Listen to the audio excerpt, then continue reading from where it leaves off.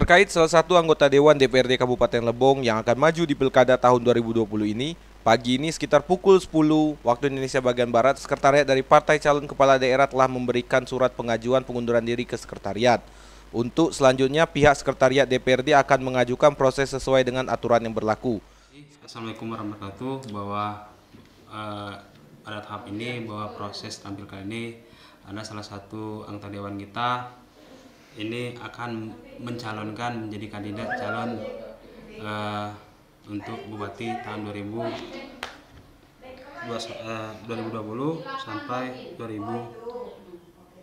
2023-2024. Jadi sudah kami terima tadi diantar oleh saudara sekretaris dari partai tersebut.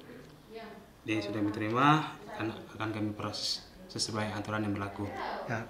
Pengundian diantar tadi lebih kurang sekitar jam 10 tadi. Ya, utusan ini masih diproses, Pak ya?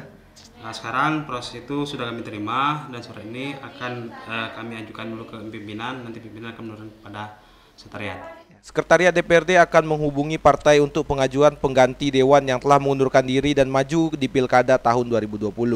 Jadi proses perganti, ini sudah proses pergantian, kami dari sekretariat akan mengajukan ke partai siapa pengganti untuk pergantian dewan yang akan mencalonkan ini. Jadi koordinasi ke partai. Ke partai dulu, ya. Ya, itu dasarnya. Partai yang bersangkutan yang pengunduran diri tadi, Pak ya? Iya, benar. Dari Tuboy, Dimas Rega, Lebong TV melaporkan.